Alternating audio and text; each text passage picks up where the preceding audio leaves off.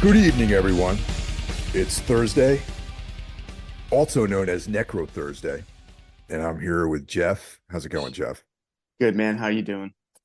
I'm doing good, man. Doing good. A lot of Glad to hear stuff has that. been a lot of stuff has been coming together in my life recently, which is nice. Yeah, it's been a productive year for you. I gotta be honest with you, the last week was like one of the most stressful weeks of my life. It's like Yeah, same. we found we signed the lease on a new place in Linden, New Jersey, and Tina and I are moving in together, and not that being stressful. That's like was totally easy and smooth, but like it's always a situation when you're trying to find a place to live and they're like looking at your credit and you Yeah. got to write a big check to someone and you know how it goes. Oh God, yeah. I've moved so many fucking times. Hopefully not again for quite a while. Yeah, no, totally, man. But that's over the fence now, and you know I'm Yeah, feeling it's a just little bit yeah. more peace. It's soon it'll be done and then it'll be just a memory, and then you don't have to worry about it. Yeah, no, totally. But yeah, so yeah, it's been a very eventful week, which is good. Yeah. I listened to you and Mike's episode about ghost stories the other day. Um a good episode, guys. No, thanks. Yeah. Yeah. You also saw that film too, didn't you? I saw it back when it came out, not in theaters, but right when it hit streaming. I was very, very excited about it because it was advertised as like a classic British ghost story, which I love. I'm a big fan of the original Woman in Black. It's one of my favorites of all time. So I was expecting something like that, and then when I saw it, I went, "Huh, people like this, huh?" um, and you hit upon a lot of feelings I have for that movie. I don't know. I just didn't think the anthology really worked with their like the twist ending. It just felt ill conceived, the whole thing. Yeah. Like I mean, it's about I a thought I'm sorry, go ahead. Let me cut no, I you off, said Jeff. it's about a guy trying to debunk three stories that couldn't be debunked, and you watch the stories and you're like, well, what's so odd about these? It just I don't know. It didn't work for me at all. Yeah. I mean, as those of you know who listen to the episode, I thought the concept was good. I just thought the execution was a little bit off. Yeah, I totally agree. And yeah, and then the twist ending with the anthology thing, it's like that kind of I don't know, just came out of nowhere, and it felt like a forced twist. I don't know. It was cool to hear someone talk about it. I didn't know that had come to Shutter or wherever you guys watched it recently. Yeah, it's on Shutter, and they continue to bring us pretty cool stuff. I know that like a year ago, we were complaining about some of the new stuff they were doing, but I feel like they kind of picked up the slack. Absolutely, yeah. I mean, the movie we're going to talk about is a Shutter exclusive. Yeah, this year for them, I think has been really good. Um, I would have to agree. have you checked anything else out of note this week? Yeah, a couple things. God, I always forget if I talked about it last week, but I rewatched David Cronenberg's Crash. I picked up the Criterion Blu-ray finally. I hadn't seen it in a really long time, and a great one to revisit. Man, it's funny how controversial the film was at the time too. There's a little documentary about that, and holds up really well. I know Cronenberg's new movie just premiered at the Cannes Film Festival too, Yeah, which the yeah, really looking forward to that. yeah, Crash is cool. Definitely back that one. I thought that was a Yeah, really interesting movie. Yeah. and been really going through all the Terrence Malick films on the non-horror side. I always been a big fan of his, and just I think I've watched like almost all of his movies over the last few weeks. I don't know if you're a fan. Yeah, Terrence Malick's cool. Definitely. Yeah, it's great. It's good to see like his earlier stuff, the mid period, and then like the later, way more experimental films where he's shooting without a script. He's shooting hours and hours and hours of footage and then shapes the movie in the editing. Uh, one movie that got shit on was by critics and people was Song to Song, his movie about Austin, Texas, where I live, and the music scene here. And I thought it was an interesting movie. I really liked it, but the general consensus seems to be that it was bad. But I don't agree. I actually haven't seen that one. Maybe I'll check it out. Yeah, it requires some patience. Like I said, it's a 2 hour movie that has really no plot or not much dialogue. It's just a lot of scenes of bands playing and people standing around and having weird interactions. It's cool, man. I dug it. I recommend you watch it. Definitely. Yeah. What about you, Anything man? You've been else? checking? Nah, not really. Just like I said, six Terrence Malick movies, Crash. My old bandmate, Aaron Turner, put out a new record this week with his band Sumac. Been checking Oh, that out a lot. I gotta check that out too. I quite fond of Sumac. Me too. Yeah, this one is definitely very. It has taken their sort of love of the avant-garde experimental thing to new heights. It's out there even by their standards, I'll say. But yeah, I quite enjoy it. It's really good. It's interesting. I mean, I've interviewed Aaron a number of times over the years for various channels, and my take on Sumac, and I think it aligns with his idea of the band too, which a lot of people don't see, is it's almost I can see there's a very heavy Casper Brotsman massacre influence on Hmm. Sumac. Do you know what I mean? Yeah, no, I absolutely, I can totally hear that. I always say like it's a little like I hear Iceburn in there, Con 8, bands like that, like just bands that are sort of on the front, like it's not quite metal or hardcore or whatever. I mean, it has a lot of those elements to it, but uh, the emphasis is on everything else. Yeah, yeah, definitely. Always interesting. I've seen him a couple times. Definitely looking forward to checking out Sumac again if they come through either Philly or New York or someplace like that. They're coming here in August. They're doing like a couple dates in Texas, Oklahoma, New Mexico. And I was like, Nice. man, come to Texas in August. That's brave. Yeah, it's a bold statement, man. Yeah. What about you, Yeah. man? What have you been checking out? Well, House of the Dragon season two is kicked off. So Tina Mm, and I, that's like our Sunday night thing that we do. We get a nice charcuterie board together. Get some like refreshments, and we watch the new season. Probably watch the episode prior into this next episode. So that's what our plans are, and it's fun. And nice. as a result of that, she's read the Game of Thrones, like whatever Song of Fire and Ice, like those books. I have never read Mhm. any of those books. However, I am playing with the idea of reading all that stuff again. I mean, well, not Oh, again, wow. but reading it. And Tina and I have discussed even doing on Everything Went Black Patreon uh, a sort of podcast about read the books. Doing we might read chapters here and there, and then like talk about it. You know what I mean? That's a great idea. Now, this Yeah, show though isn't based on the book. It's just its own thing.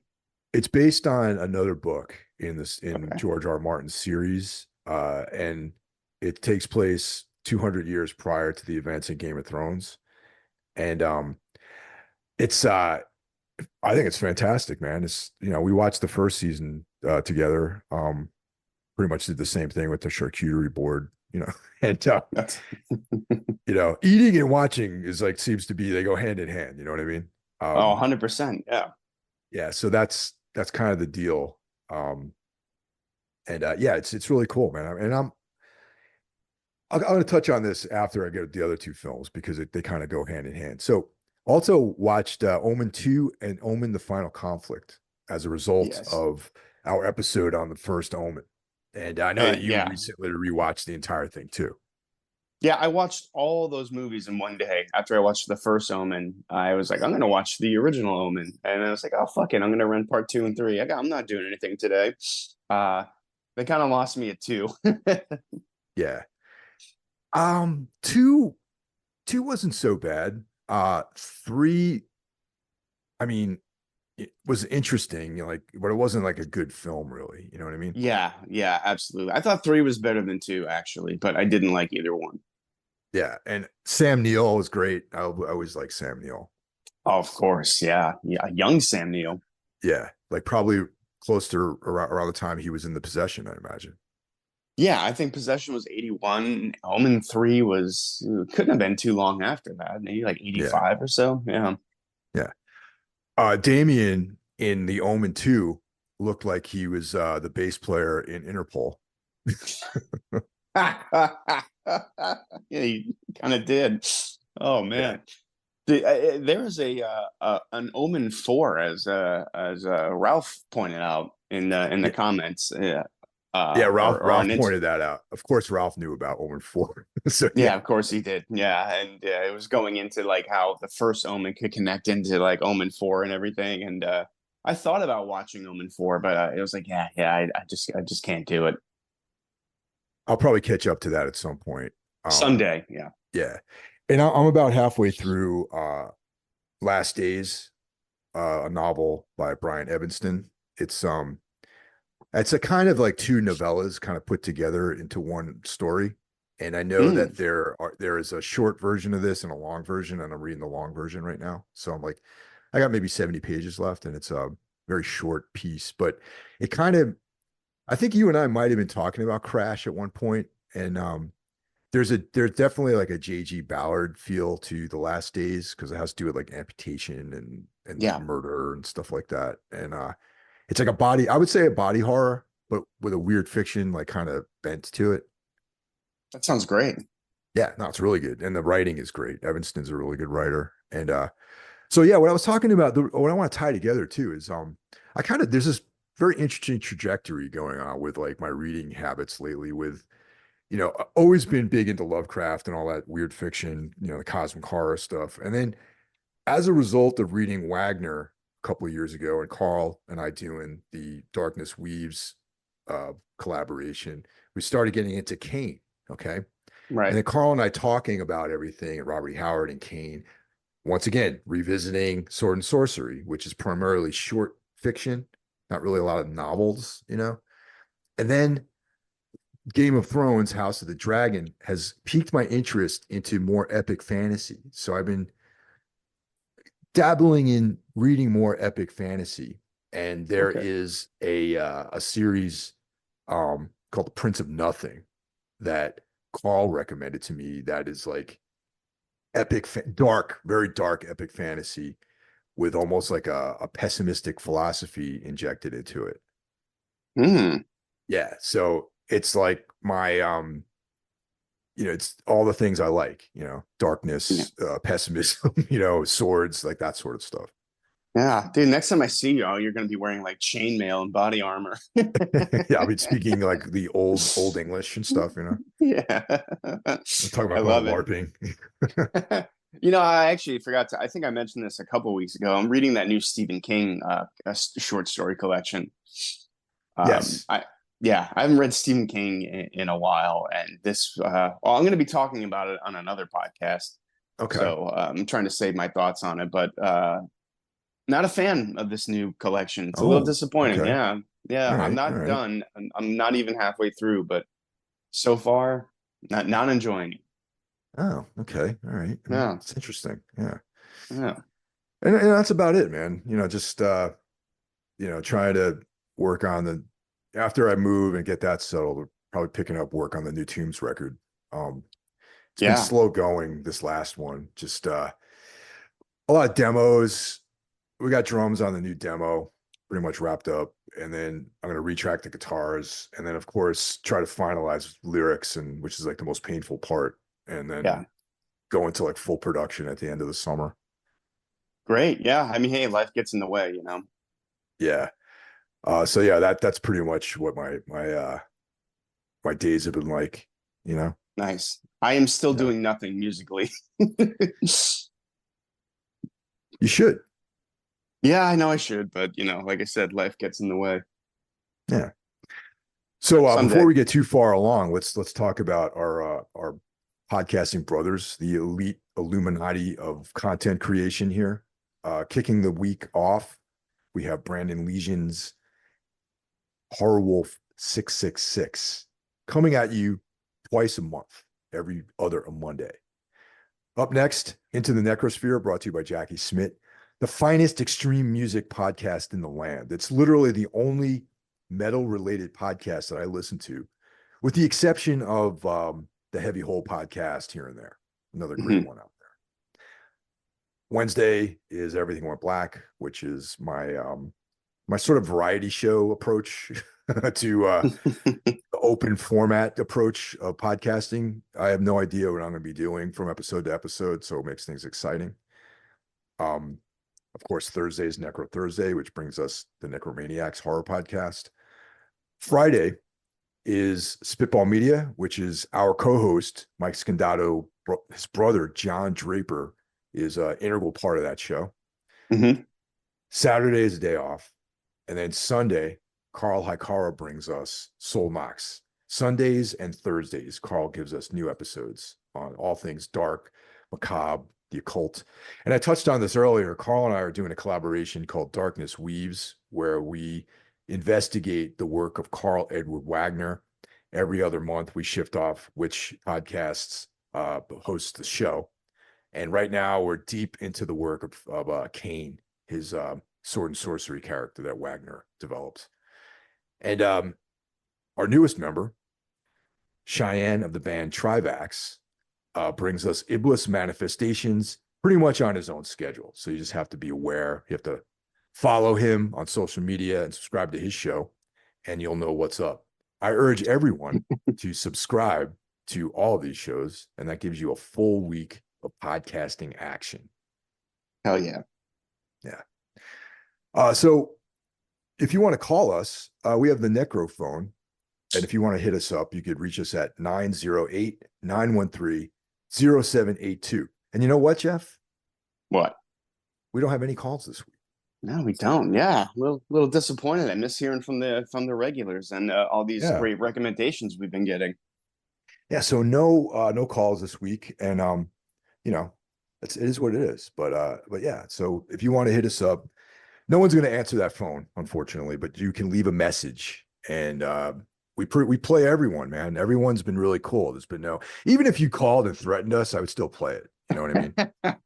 Yeah, that'd be great. So there's no kind of censorship or anything anything associated with this show.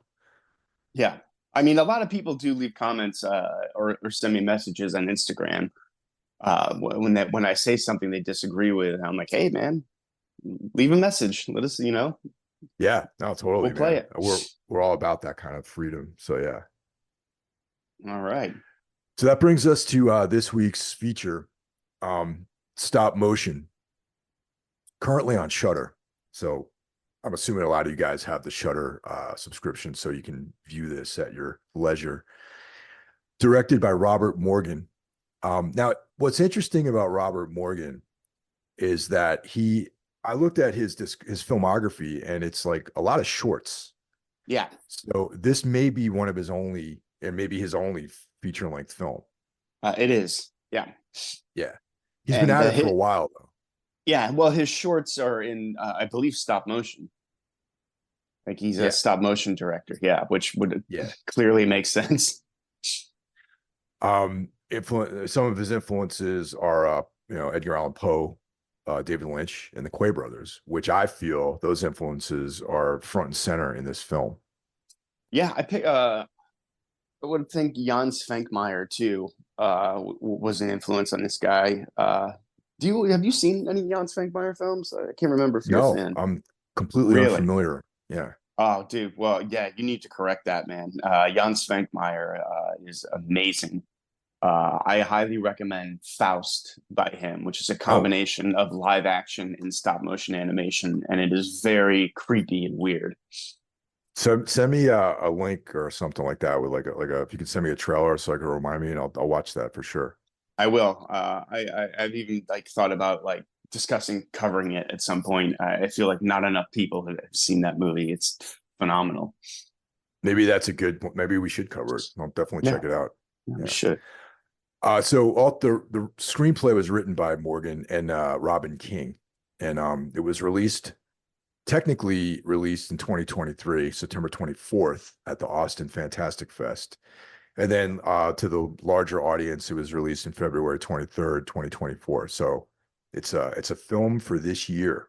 It's a new film. Yep. Which is going to be significant later on this year, I think. I think you might be right. Yeah.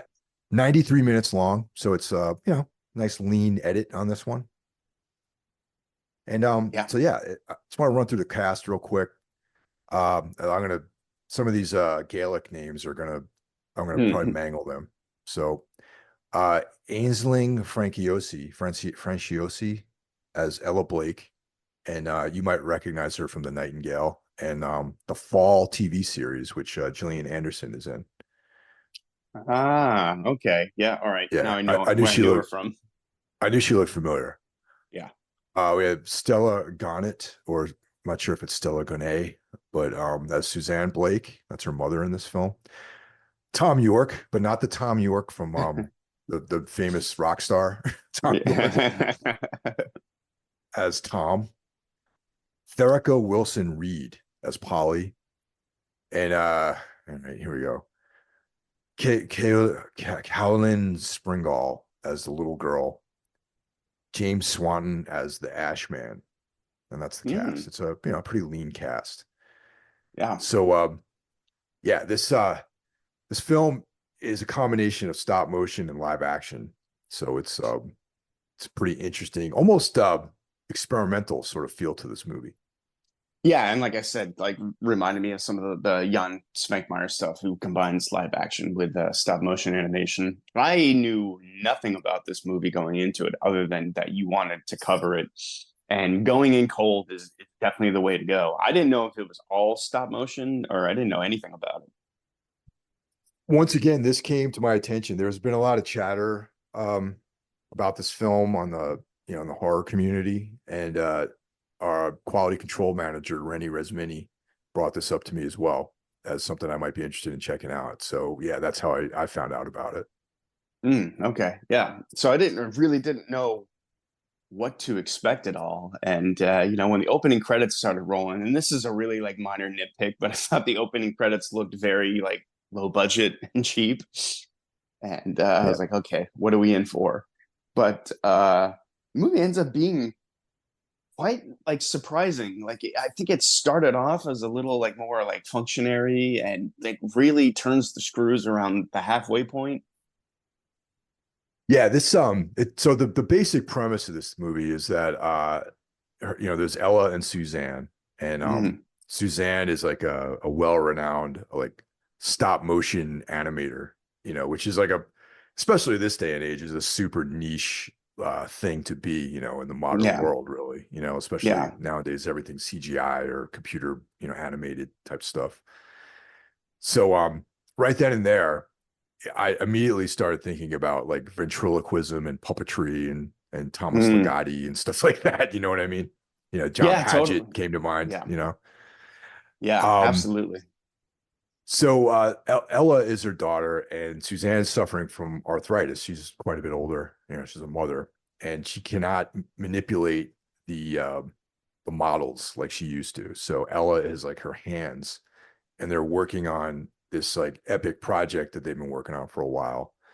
And you know, Suzanne is a slave driver. She's overworking Ella and probably contributes a little bit to what happens in this film and her mental sort of status, shall we say. Yeah, you get a lot of information packed into the few scenes with Ella and her mother. I really liked since I didn't know where this film was going, I like that they're both wearing these sort of blue like dresses, like almost like a uniform. Yeah. And Yeah. there's a painting over their dinner table that looks like some sort of like pagan thing. And I was like, oh wow, this is interesting. It almost has like a folk horror element to it. They're wearing these outfits. There's like these weird paintings in the house. I'm like, I wonder if it's going to be like a cult sort of thing. I was wondering if it was going in that direction, but it Yeah. didn't. But it almost had that vibe to it in the beginning. Yeah, exactly. I did, I went into this thing pretty cold. I just know that it was recommended to me by someone Yeah, whose opinions I generally trust. So I went into yeah, this thing completely cold. And so Ella has a boyfriend, Tom, he's like a typical dude that you would know. He's like talking about getting his music career going, man, and yeah, all this kind of stuff. And like he's got a probably a pretty high paying job, I imagine, working as like, I don't know who, whatever, you know what I mean, in an office somewhere. I think it said, didn't he manage the building that Ella ends up moving into? Something like that. So he's in real Yeah. estate or whatever, right? So, Yeah. um, so Suzanne has a stroke, so she Hmm. cannot continue working on this project. And then Ella wants to finish complete the work, which is like, that's like a noble thing sort of to do. Um, so Tom offers to have Ella come and live with him while the mother recovers, but instead Ella chooses to rent a studio apartment so that she can devote all of her time obsessively to finishing the film. So right then and there, it speaks to like the levels of madness of the creative process, I guess, where like certain people you always read about like the obsessed artist who is like obsessively focusing on the completion of their work. So that's what Ella is, like one of those types of characters. Oh yeah, yeah, absolutely. And that's another, you mentioned Legato earlier with the puppets and things like that. I also thought the views on like the corporate world and the artist's mind was very Legati-esque as well, because there's her boyfriend's sister does stop motion, but does it in like a more corporate type of setting. I wasn't quite sure. Like maybe they do commercials or something. Yeah. And there was like such a disdain for that world from Ella, which I thought was Yeah, a very nice touch. absolutely. And that comes up a lot. That it hits a little harder later on in the narrative. And Yeah, yes, it does. yeah, so I didn't really literally hits harder. So Yeah, yeah, I I didn't know that stop motion was really used. That's the other thing too I love about this is that you don't really see a lot of stop motion in advertising really, but yeah. it's interesting because like this, similar to like what Legati does in his writing, it creates like this alternate world that's very close to our reality, but is different. You know what I mean? Right, absolutely. There's big themes of reanimating dead things, and that like puppets are these dead things that we bring to life. Yeah, it's one of the major themes of the movie. Yeah, exactly. And there's actually a statement in this film which is like nails it so hard about that, with the mother, and we'll get to that later though. Yeah. So enter the young girl, okay, Yeah. in the building that Ella is living in now with her studio apartment. And initially all right, I'm going to say this, this is probably not a big reveal if you watch this movie, the girl doesn't really exist. It's part of Right. her personality. Did you come to that conclusion immediately? Because I feel like I did. Not immediately, but pretty quickly it became clear that the girl didn't exist. You know what I mean? Right. Like Yeah. when I mean immediately, not so immediately, but immediately when she started crafting the storyline is when I was like, okay, this is some other aspect of Ella's personality taking over and pushing her. Maybe it's so interesting, man, because it's like um it's some trauma that she had developed with her mother, maybe, or some personality quirk that was buried, that was like triggered by her mother being hospitalized and finally getting out from under the wing, her wing, you know. Hmm. But there was Yeah. definitely that existed in her subconscious, this little girl aspect that was triggered by the events of her mother going into the hospital and sort of being cast with free reign into the completion of the project. Right. Yeah. I thought it was interesting that she sees herself as a young girl, and this is one of the things I thought was could have been developed a little bit more. Is why, like you said, I kind of mostly agree with you that some sort of her relationship with her mother somehow stunted her creativity or her creative growth, and she has to go back to herself as a child, back when she was still young and imaginative and creative. And I think, yeah, that's where like it died for her in her Yeah, childhood. Yeah. exactly. And Yeah, so even the story of the original storyline with of the film, it was like, there's a Cyclops who ends up seeing into the future and sees her own death, sees her, and they show the what the progress of the film, right? Yeah. Um, so she tells a story to the little girl because the little girl, quote unquote, comes into the apartment. She's like goes to look at some of the models and she's like, "Oh no, those aren't toys," and she tells her Right. about the Yeah. story. And the little girl, it's like, "Oh, that's boring." So yeah, it's like she thinks the mother's work is boring, and maybe it is, or maybe it's not expressing the things that she wants to express, and the little girl is redoing because like the storyline that they come up with is completely different for this film, quote unquote. Right. They come up with this character of the Ash Man, and three things happen, or when you see the Ash Man, or it was something like that, like the first time he touches you, and I like this stuff a lot. That like she wakes up the next day and like doesn't remember doing any of the stop motion work. She remembers it as really happening. Yeah, yeah, exactly. It's like this like nightmare that she had, and so yeah, the Ash Man originally he was called a man you would not want to meet. Yeah. Yeah. So it's like this like, tulpa of evil that and dread and all this stuff that's out there lurking in the universe. Yes. Yeah. Um, yeah. Sorry, I lost my place in in my notes. Yep. Totally stumbling here. Hang on a second. Okay. So Oh, originally, just to real quick about the models and how this stuff happens. Like, so the Ella is creating these models out of your standard materials, and the little girl is like, no, no, no, no, we have to create these out of something that used to be alive, like out of dead things, something dead, right? So it's funny because it's interesting because in the beginning of the film, there's a scene where Ella is preparing food for her mother, and it's like a steak. And the yeah. shots of the meat, it's like very visceral. Like there's like this red, bloody steak, Yeah. and and that's what Ella ends up using under the urging of the little girl to craft the girl in model in the film is made out of meat basically. Yeah, I picked up on that too. In the earlier scenes, there's like, yeah, like you said, like the close-ups on the meat, her cutting the steak, and then there's a scene of her throwing a slab of meat in front of her mom in the Yeah, morning, and a scene of the little girl dangling meat in front of her. I was like, oh wow, this movie has a thing about meat. Wow, I think I know where this is gonna go.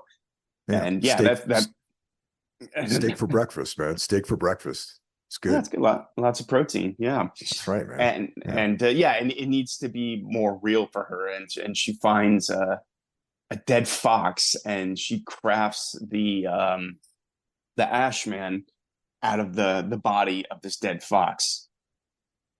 And again, it's like hammering like the point that like we're just puppets made of meat, and so are these things like these creations of ours. We bring them to life. yeah, exactly. And that's and it, I guess we'll skip to the part where the mother is like in really bad shape in the hospital, and Yeah. there's a scene where the mother's sleeping, and she's got the respirator on and all this like tubes and stuff coming out of her, and maybe not a respirator, but she's like connected to this instrumentation and everything. And when she's actually animating her mother, like she's like taking photographs and moving her mother's arm slightly. Yes. Yeah. I Yeah. loved it. That was great. Yeah. And then like the mother wakes up and then this is when we have like the coolest like moment in the film where they're she's kind of like her final words really, where Yeah. she's like, it's a wonderful medium bringing dead things to life, talking about stop motion animation, Hmm. and then there's like this nice little bit where she's talking about being afraid and all this stuff and and controlling things, and the mother's like, you've never really controlled anything, Yeah.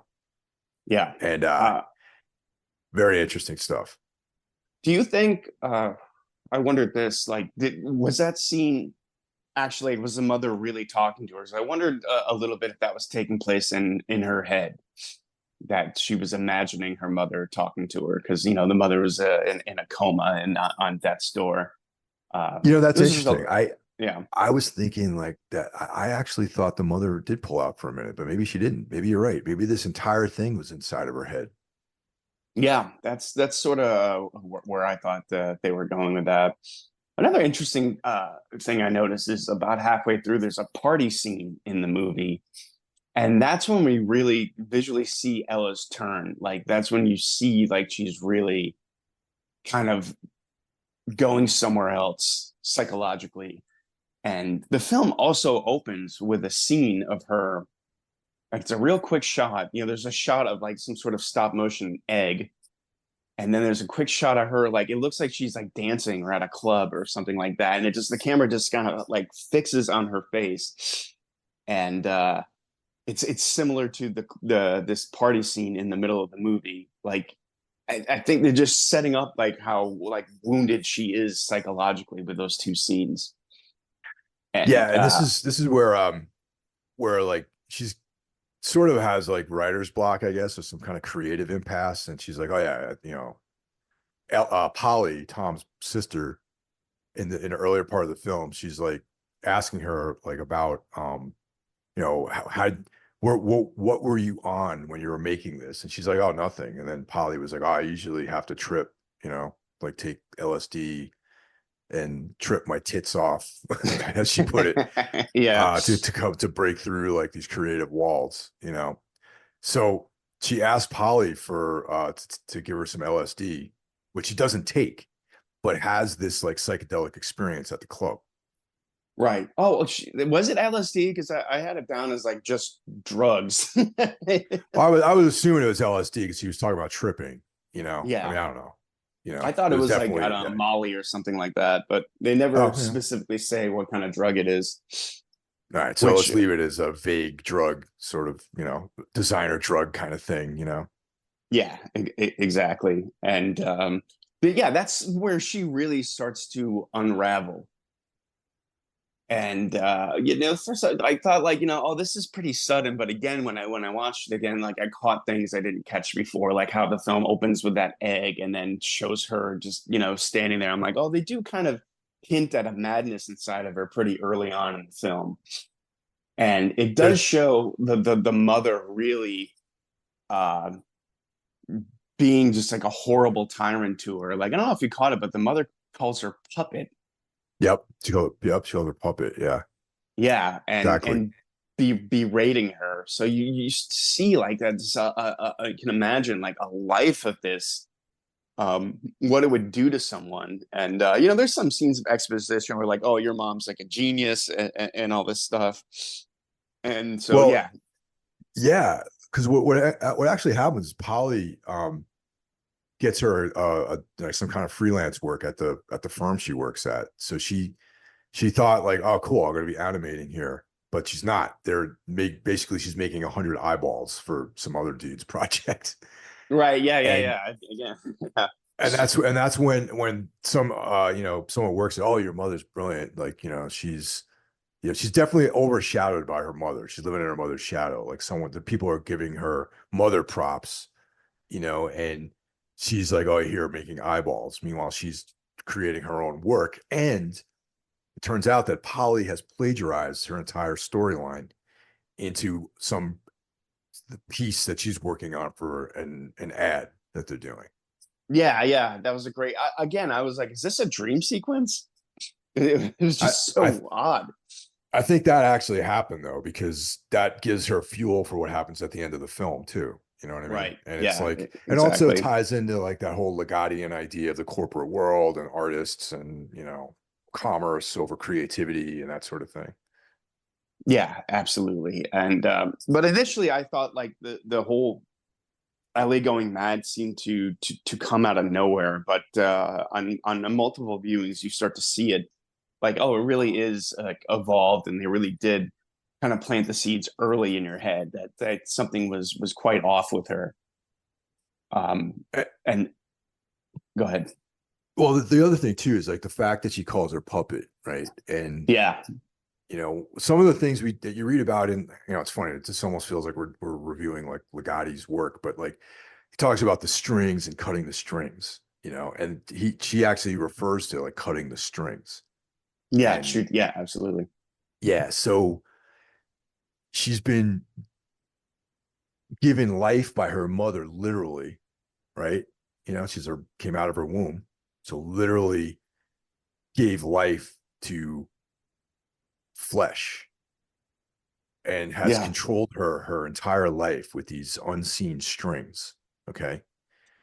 When her mother passes, the strings are cut. And all the energy and negativity and trauma that she put into her puppet is now has free reign to manifest everything, all that stuff. And this is what happens when those strings are cut. She goes off the deep end. And, this film she's making is like kind of an allegory for her life that she's actually living in conjunction with the film. yes, yeah. What's interesting too is when they go to shoot the next scene, the little girl says, "Oh, on the second time he visits you, he touches you," and she says, "No." Like she feels free. Like, oh no, she gets away. Yeah. Yeah. But even in her mother's death, like she wants to get away. Like I'm free, but like that's not what they end up shooting. Like they end up shooting the little girl's idea that like no, he does touch you. You can't get away. Which Yeah. Yeah. again kind of Totally. shows her like internal struggle. Like I'm free, but I'm not free. I'm still under this shadow of my mother. Yeah. Exactly. Yeah. And that's the whole like fairy tale esque like now evil fairy tale esque vibe of this of the film is like really really effective. It made me uncomfortable watching all that stuff and having this little girl being like on the second night he Yeah. touches you. It's just like I don't want him to touch me. The fucking guy. Yeah, it's made out of fucking dead fox meat. Yeah, Yeah. like I said, the movie very starts off as not. I mean, kind of like you're just you're like, oh yeah, this is cool. But then, like, at the halfway point, yeah, it really turns the gears and gets really, really interesting with all these, metaphors and all that. Like, it was yeah, somewhere around like the 45-minute mark. I'm like, oh yeah, all right, I'm interested. And it kind of went the way I thought it was gonna go. Again, there's like a sex scene, sort of with Ella and her boyfriend, and the way she's Tom York. Tom York, yeah, from Radiohead. The way she's touching him, you can almost hear her thought process, like, "Oh, this is just me," you know, Yeah. for me to mold. There's also like images of her hallucinating where she like touches her leg and it's like clay. Yep. Exactly. Yeah. She's like feeling all the little cartilage and viscera and muscle and bone like in his back, and the wheels are turning. I'm like, okay, this is Yeah, similar to the fox flesh that I made the Ashman out of, and the steak that I made the little girl in my movie out of. right. So you can kind of see what's going to happen at the end right there in that scene. Like you can see the gears turning in her head, and at this point, like she's completely gone like mentally. She's just all consumed by this film, these hallucinations of the little girl. The boyfriend's worried about her, and it doesn't end well. No, no, it doesn't end well. And literally the hammer comes down at the end on both of her boyfriend and his sister. Yeah, and it almost like has a comment on art. You like you have to put all of yourself into it, and when you do, it is all consuming and can destroy everything around you. Which again, some of my favorite Legati stories do have that theme of art being somewhat dangerous. By the creator of Changers to the creator. Yeah. Right, yeah. Exactly. Yeah, He's and like that manifests in so many ways too. Even just like, if you look about around at some of your favorite, musicians and painters and writers, their lives oftentimes are just in a shambles. they kill Yeah, themselves, that kind of thing. yeah, like yeah, fuck alcoholism, drug abuse. Yeah, Yeah. of Yeah. course. Robert E. Yeah, Howard. Robert E. Howard killed himself, I think, at 27 years old. I think he was 30 or something like that. that is insane. Yeah. So the movie ended up being really smarter than I was expecting, and really like much more interesting, and had much more depth to it than I was expecting. So this was a very, very pleasant surprise. Yeah, definitely. I really dug it. It's like I hinted at earlier, this is pretty high on my list right now for this year. Yeah, I was going back and forth a lot with some of my feelings about the movie. But a second viewing, I definitely saw more depth to it. Like, initially when I saw like, oh, the stuff with the girl, it's very the little girl, it's very predictable, and I would have liked to have seen more of like why she saw herself as a child, like what happened to her to feel this stunted growth. But again, I was like, oh wait, it's all the mother, it's all there in like the first few scenes. I kind of feel And like maybe some of the exposition with the boyfriend could have been less and more with the little girl, her alter ego or her internal child, or whatever you want to refer to it as. yeah, I agree. There's like one exposition scene earlier in the movie where they're in a car talking, and yeah, your mother's a genius and one of the best ever, and like, oh god, yeah, you don't have to say that, we know that. Yeah. Little like nitpicky things like that, and like initially I thought her descent into madness was a little sudden, but this movie rewards multiple viewings. And we were talking about Cronenberg's Crash earlier. This kind of had a similar kind of cold tone to it.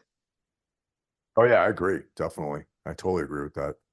Yeah, which I really liked. And again, another first time director for a feature length film, and very very curious to see where this guy goes after this, because he's got interesting ideas, and seems to have something to say.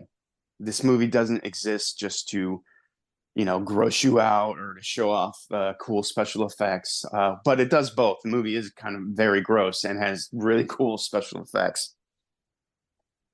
I like it with a lot of the things that you mentioned, small but small cast, a lot of dialogue. Um, it's definitely a weird tale, which is something I'm Yes. always partial to. And just legitimately a piece that you think about like after you're done, checking it out, after you're done watching it. Yeah, absolutely. And there's just something so inherently creepy about stop motion animation and puppets and things like that. These are things even like all the way back to my childhood that have always disturbed me. Um, Especially puppets and stop motion animation. Something about the way it moves always like unnerved me. So, a movie that was about that, it was just, I'm gonna find interesting. Yeah, no, absolutely. And yeah, definitely check this one out and let us know what you think Well, about it. So what is your grade on this is what I want to know. I am about right now a 4. Yeah. What are you thinking? I have exactly that. Four out of five. Yeah, it's very, very good. It might end up going a little bit higher the more I think about it. There's like first Yeah. viewing, I was like 3.5 maybe, but the second time, I'm like, no, this is definitely at least a 4. And I wouldn't be surprised if we're talking about this at the end of the year as one of the best of the year. As of now, I've officially added it to my list. That list is a Yeah, dynamic list over the course of the year. Like certain things jump on and certain things don't make it and certain things move around. And I have high hopes for Long Legs, which is I actually have yeah. tickets to see that in Philly Oh, on nice.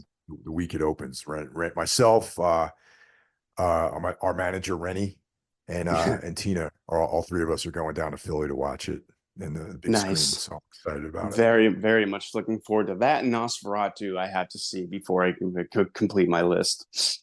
Oh yeah, yeah. That I'm excited about that too because of Eggers' hand in this.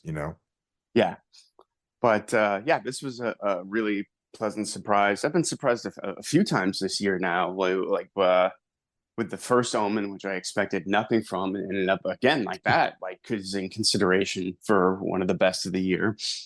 and now this. And this is definitely worth your time. If you have Shudder, you got an hour and a half to kill, watch this. Well, thanks for listening, everyone, and we'll talk to you next week. Take care. Bye now.